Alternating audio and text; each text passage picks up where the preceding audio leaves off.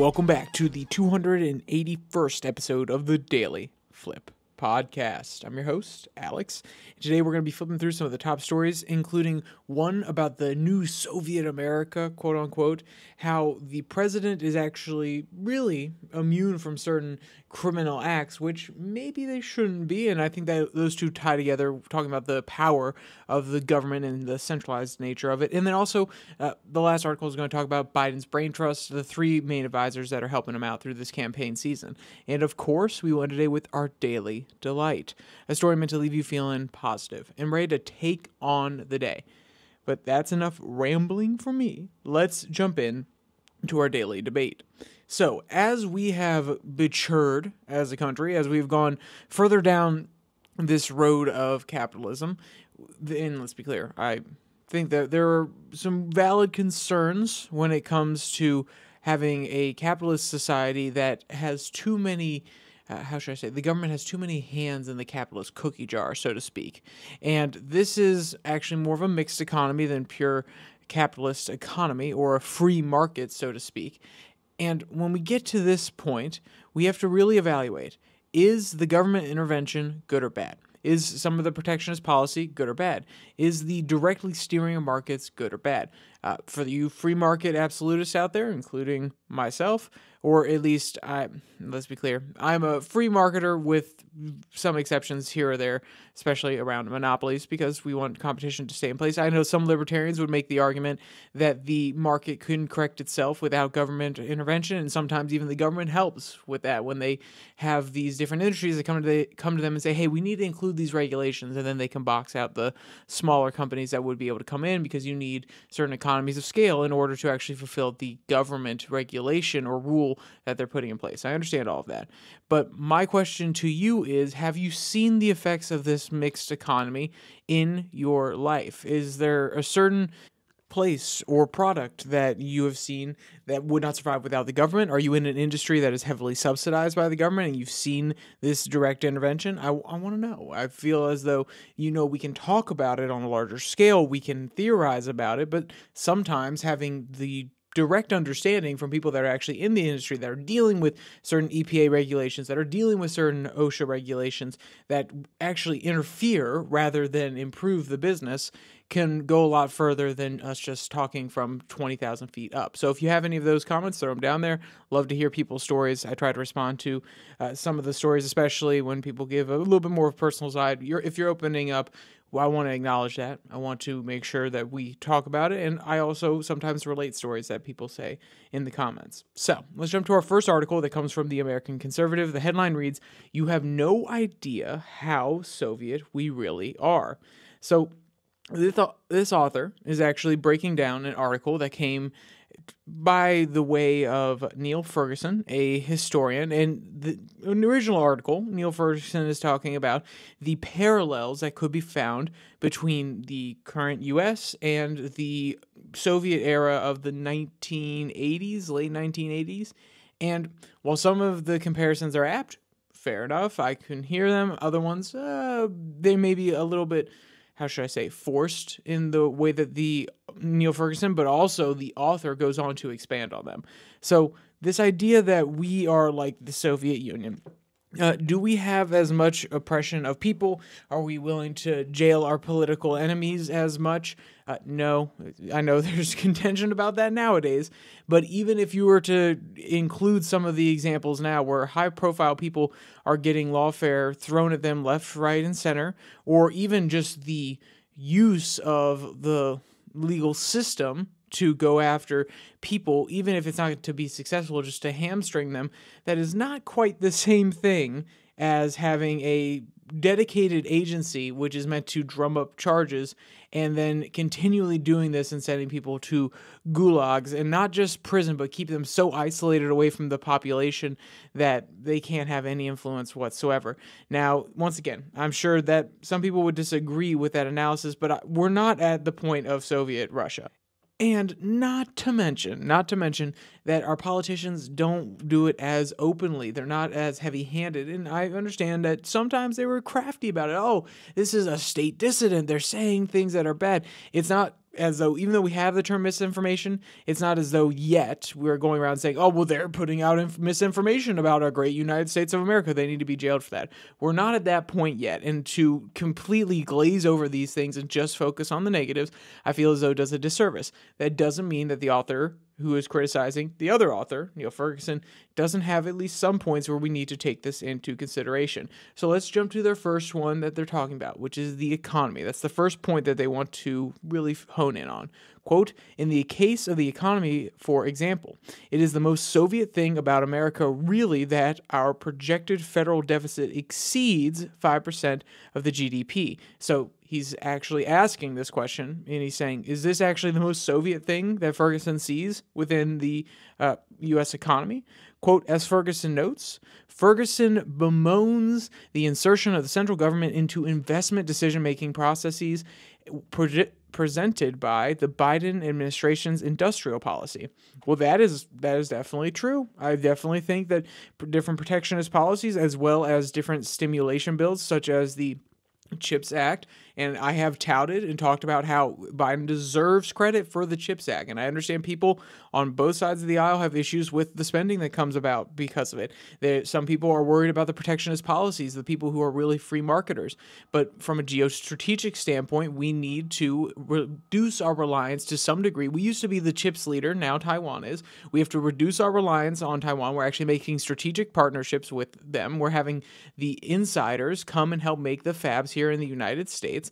And this is gearing up for not just a possible conflict with China, but also trying to really make a certain industry robust. Now, the questions people will ask is this funding?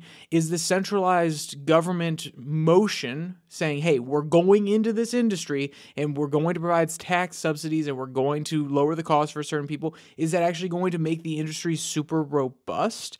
That's a good question. Now, focusing it, making sure investment goes there, making sure investors know that the U.S. government is backing something like this so that there's going to be funding for a while to get outside investors to bring in money.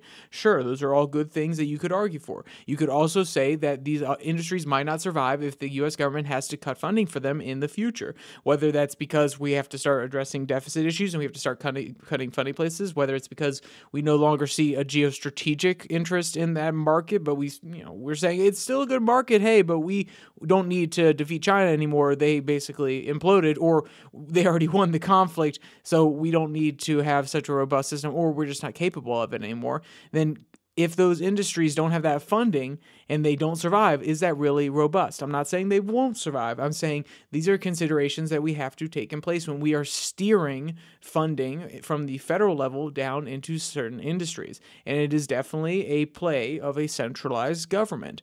Now, like I said, I supported the CHIPS Act, but that doesn't mean I didn't question it. That doesn't mean I didn't ask, is this going to make China do X, Y, Z? Doesn't mean I didn't say that we have to be very careful where we're tossing out money. So it's obviously very multifaceted here. But what the author's actually getting at is there's something more here than just that argument from Ferguson. Quote, surely that's small potatoes compared to the fact that 1/6 of the American economy is devoted to healthcare, a sector where, as a recent piece of tax own Jude Rousseau hilariously details, the numbers are all fake. The amount of money sloshing around insurers and hospitals is absolutely massive, yet the prices involved bear no relation to utility or even reality.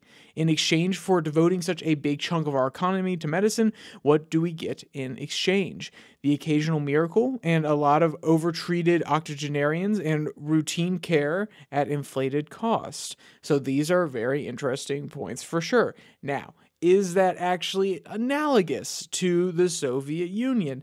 I don't necessarily think that it is 100% one-to-one. Now, if it's saying that there's an over-focus or there's an over-consumption within one sector of the economy based on certain interference from the government or from the rules and regulations that have been put in place, or allowing funding to go there, allowing pharma to not have liability for certain things. All of these things, a lot of them spur from government intervention or lack thereof. So, or when I say lack thereof, I mean the intentional choice from the government to back off in certain situations because of the influence that pharma and other insurers and medicine people have on Capitol Hill. So you could definitely make that argument. And what I think the more concise argument that should be made here is the fact that the power has been power is a very specific word. The influence has been concentrated in D.C. And because of the overarching nature of the powers of our government and the amount of influence that outside lobbying groups, large industries can have there on Capitol Hill, you're going to see disproportionate effects within the economy. You're going to see disproportionate approaches to one sector of the economy versus the other. And this is what happens when you have an interventionist mindset. When you're willing to intervene in the markets, it doesn't really matter whether it's XYZ market or ABC market. The fact that you're willing to intervene in these markets, you're now going to encourage people who operate within those markets to come up with lobbyists and say, no. Hey, we really want you to be on our side of this proposal. So my criticism, while I understand why lobbyists exist, and some lobbyists do great things in order to make sure that their companies survive, that they're protecting the jobs of the people at these companies, that they are actually looking out for, you could say, the interest of certain constituency groups. All of these things are very, very true. And I'm not saying that lobbyists are the best thing either. What I'm trying to highlight is that they have a place in our American system because the government is willing to get involved directly into the economy. If they said, hey, we're going to take as much of a hands-off approach as possible, then they're not going to propose certain policies. They're not going to put in certain rules and regulations. They're not going to try to put their finger on a scale towards a certain policy proposal. Then lobbyists, I wouldn't say wouldn't be necessary, but you definitely wouldn't have as large of an industry because guess what? Influencing the politicians to rule in your favor is not going to work that much if they're not willing to intervene for the most part. So once again, I understand why lobbyists exist. I think that they can be useful for the people that are using them, but for outsiders, you look at it and say, wow, that's a lot of money going into these different causes. I don't necessarily agree with it. Look at these lobbying firms and what they're doing. And a lot of people go in and criticize the lobbyers for that. And fair enough. That's the modern system. If you want to criticize somebody, criticize the person that is playing the game. But maybe you should be criticizing the game itself, which is government intervention. And I think that is what the author should be really honing in here, especially on the economic side. On the cultural side, they get into the idea of how the Soviets would kind of have to shape the culture and excise people that they don't necessarily agree with and trying to get those people out of public life. And we see the same thing on both sides of the aisle, whether it's canceling, whether it is deplatforming. Now, you've seen that kind of close down in some areas, but this is less a manifestation of direct government control, even though there have been attempts by both sides to use the levers of government in order to get their people that they don't enjoy off of these social media platforms or get them out of the public light to kill certain stories, all these sort of things. Fair enough. But I would say that this is actually more of a cultural arm. This would be like in Soviet Russia, instead of the state doing it, it'd be the party infrastructure going out and influencing. And now you're seeing the same thing with activists and people who are dedicated to the parties on either side going out and culturally enforcing the will of those people. So is it necessarily the same thing as a Soviet centralized government doing it? No, but there are certain aspects here that are very, very interesting and definitely have to be examined. Why are we so willing to excise people from the conversation? I understand that social shaming has been a long tradition, especially going back to religious communities throughout the beginning of the United States, and I understand there's a place for it. There are certain actions that we don't want anybody in our community to do, so therefore we're going to shame them. But we have taken this to another level beyond just moralistic shaming or how to best live your life in a righteous way, if you want to put it that way. But now it is actually trying to impinge upon other people's freedoms for issues that at this point we don't necessarily have answers to, or they're sometimes trivial in nature.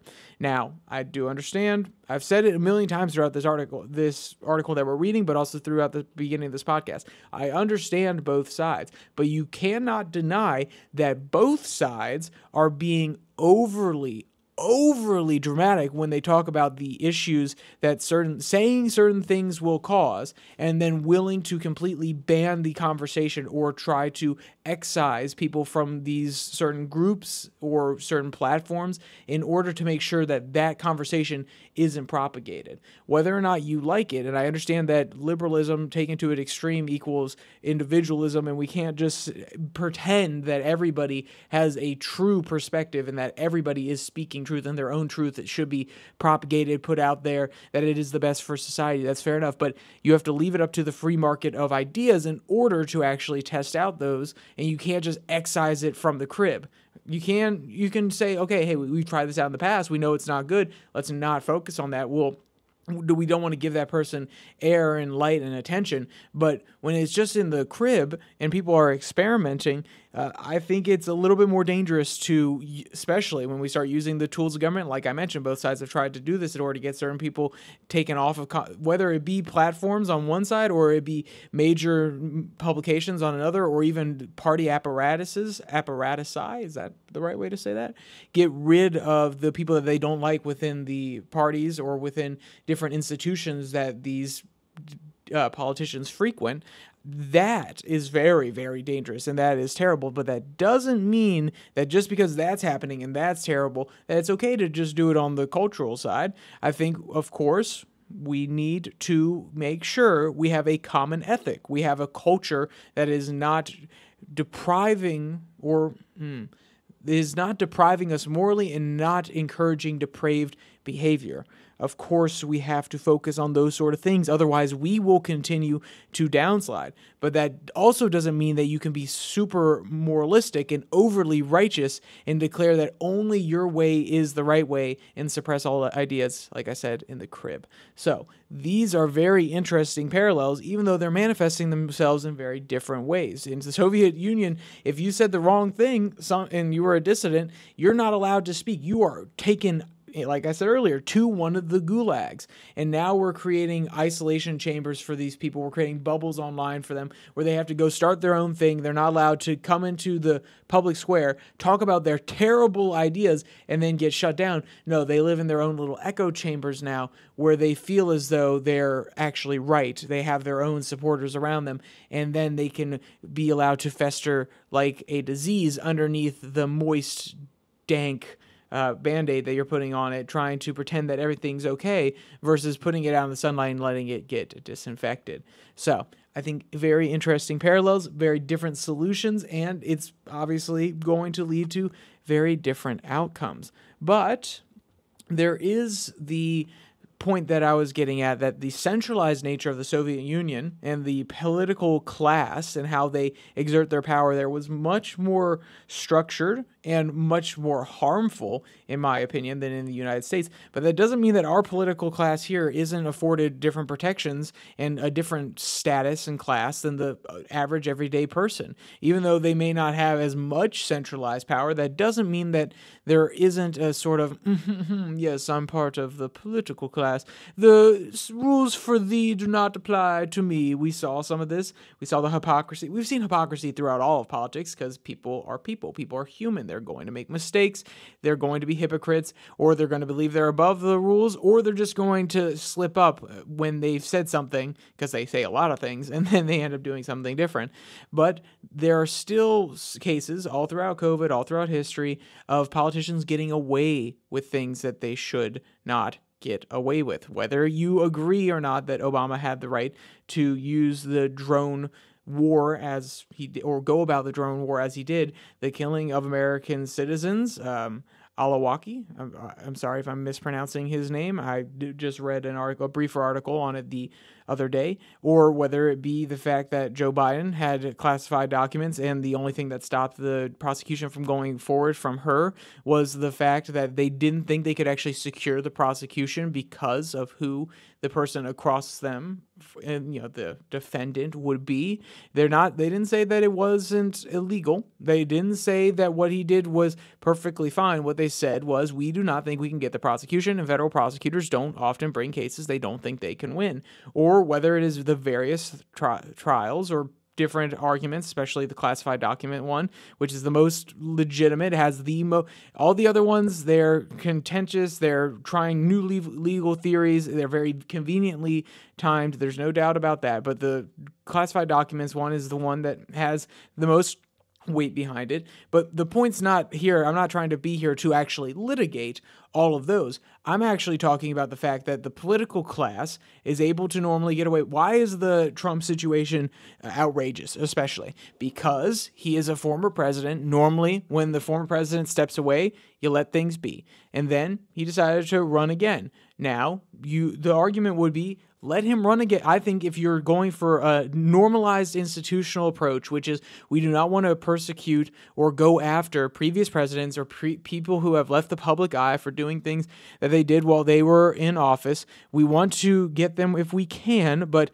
if it's meager, small stuff or that is a little bit in the gray area, we're going to let it be. We're going to move on and we're going to keep this political system moving forward rather than looking at the past. I think you could make an institutionalist, mainstream, neocon, neoliberal opinion there. You could have an argument there, which is to make sure the institution is still desirable for people to come in and that they're willing to try different things and try to help their constituents while they're there.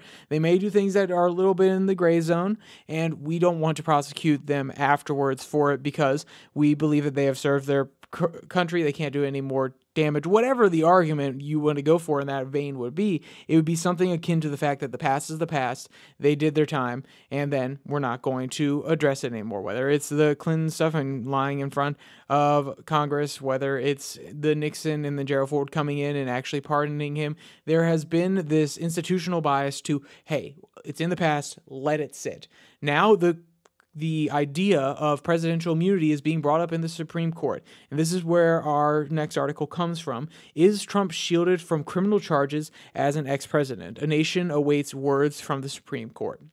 So this article comes from the Gyro, and it's also actually, they're relaying the Associated Press. So they're posting it on their website, but it's initially from the Associated Press. Quote, in the coming days, the Supreme Court will confront a perfect storm, mostly of its own making, a trio of decisions stemming directly from Jan 6, 2021 attack on the U.S. Capitol. Within days of each other, if not hours, the justices are expected to rule on whether Donald Trump has immunity from criminal charges over his efforts to overturn the 2020 election defeat, and whether Trump supporters who stormed the Capitol can be prosecuted for obstructing an official proceeding. So you can see where they're going here. They're setting up the fact that all of these things are going to come down at once. And I think, honestly, the most important one here is the Trump one itself, because it's not just talking about Trump. It's actually it could set a precedent, or it could it could actually hem in some of the gray and provide a more stark outline of what a president can and can't do that falls within the bounds of presidential immunity, and it could set precedent going into the future. And I want not to necessarily talk about whether what he did falls into the category of permissible or not permissible, because I'm not a lawyer. Second thing, I don't really care, because my opinion on it isn't going to change the fact of what they rule on it. And thirdly, because I think it's more important to talk about the centralizing of the government and the political protection that some of these people face. And I want to bring up a point, which is whether or not you agree with the neoliberal, neoconservative point of view that I outlined a minute ago, which is let bygones be bygones. Hillary Clinton did whatever she did. It's fine. Okay, we're moving on from that. Whatever it may be, I don't care. There is most definitely this idea that bygones are bygones. We don't want to necessarily go after political opponents. We don't want to appear like we are attacking them during a time of election. There is this sort of status quo of let it be.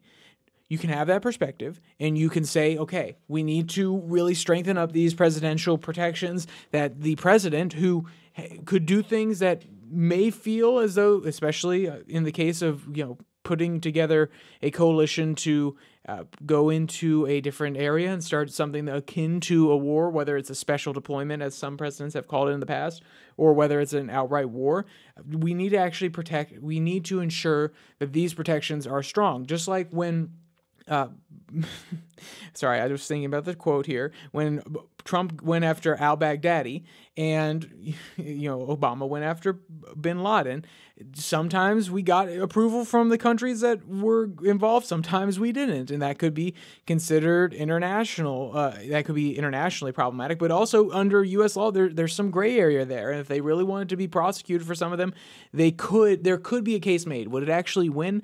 No. But my point being, that is the flip side. There's another side of the argument, which is, I don't care if it was a paperclip that he stole from the White House that he shouldn't have taken, or it was the largest drove of files ever. If they did something, they are not above the law. They are citizens that we have elevated to the top office, but that doesn't mean that they are above the Constitution themselves. They serve underneath it, and therefore they should be prosecuted for these things. I think that there are two paths forward. We either go with we prosecute everybody and we keep everybody in line underneath the Constitution, or we go with the previous, which is let bygones be bygones and do not let this become a political tool. Because if it becomes a political tool, then we are headed towards the Soviet Union. And if we don't, and I know the people who don't like the institutions, who don't like the power of government, are sitting here saying, Alex, are you saying it's okay to just leave them and let them do illegal things and get away with it? No, I don't want to see anybody get away with anything that is illegal. I don't want them to flout the wall, because guess what? If they start doing it, then other politicians do it, other powerful people we've already been doing this for a long time, depending on what judge you get, how you pay them. I mean, the mafia did this for a long time, paying off judges in New York. So the system is not perfect, but I would rather have a model where everybody underneath the law is just as likely to have a case brought against them and to face the exact same justice. And that's why when you see cases that come up that are going after Donald Trump, whether or not I like it or not, whether or not I think that some of them are most definitely conveniently timed, it does give you a little bit of reassurance when 12 people can still get in a room and make a decision, even if it is in a very liberal, very anti-Trump area, such as New York, because now he is a convicted felon with 34 felony charges.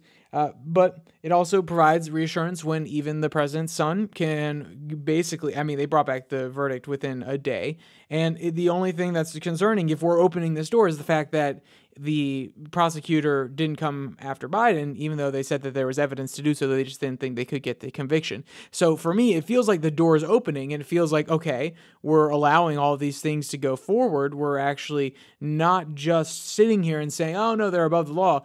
The people who are, we're talking about Mendez in New Jersey is also getting charges brought up against him. So there seems to be an opening to say, hey, this is a populist era. If you're a politician, you're not above the law. Of course, there are still plenty of exceptions. I'm not trying to be naive about it, but I would much rather have that system where we do not actually sit back and say, no, you're special and you can get away with whatever you want, because that is more likely to breed this going on into the future.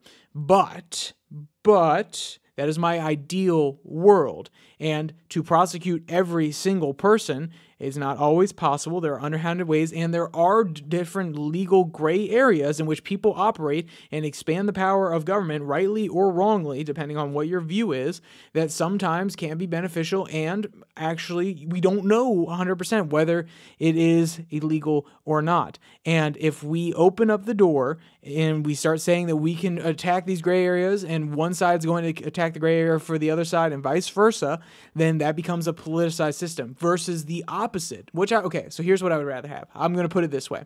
Number one, everybody is prosecuted the same. You are elected as a citizen of the United States, but that does not make you special or above the law. Option two, let bygones be bygones, okay? We live in some different gray areas. We don't want to politically prosecute anybody. We don't want to have the power of centralized government putting its thumb on the scales of justice, so on and so forth. And then the last one is where it's an overly politicized Justice Department. So that's the order in which I would want to have them. And we have the choice between two of those right now.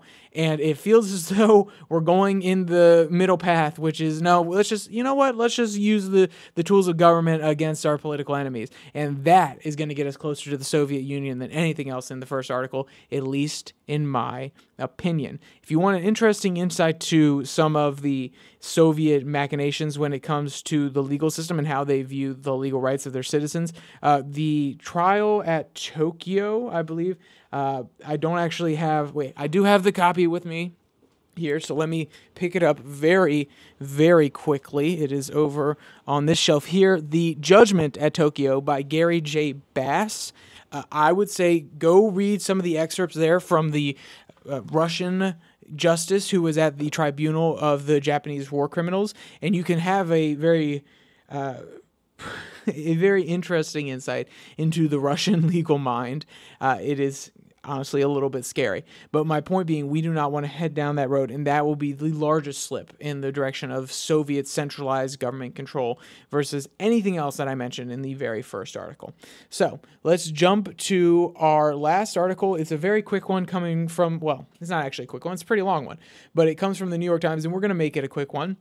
The headline reads, "The three men behind Biden's campaign against Trump."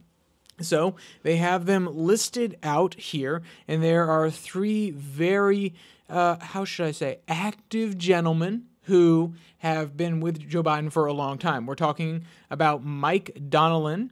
We're talking about Ted Kaufman.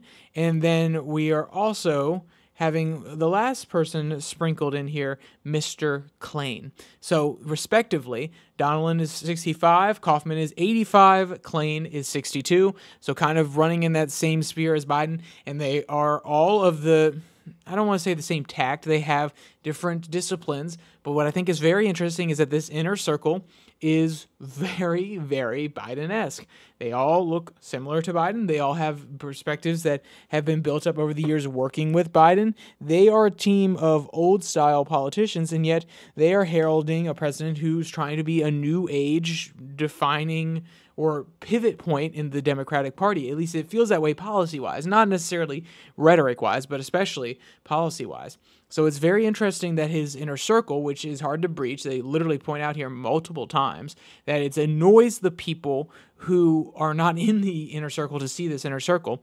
It's funny to me that they are all of the older age, and we'll see if this works out. Using the old age tactics, and I'm not just trying to say like, oh, they're old. No, the old tactics of politics in a progressive modern age. And let's be clear, these men are very capable of evolving and being with the times, but they definitely bring certain callback energy in some of the ways that they handle certain issues, especially in the press area, where nowadays you can't just talk to one or two outlets and manipulate the story as well. You have thousands of outlets online who can completely shape a narrative or ignore the way you're shaping your narrative, which I thought is very funny from some of the perspectives that they have in here. But I would say go give that article a little bit of a longer read if you want that insight. It's very, very interesting to say the least. And I feel as though they're pretty even-handed. They do fawn over Biden and his team a little bit more than the average person would probably be okay with. But at the end of the day, they had to get access to these people, so they're probably going to be a little bit nice, and they want access in the future. So, with all that said, let's jump to our Daily Delight. And this one comes from LaughingSquid.com.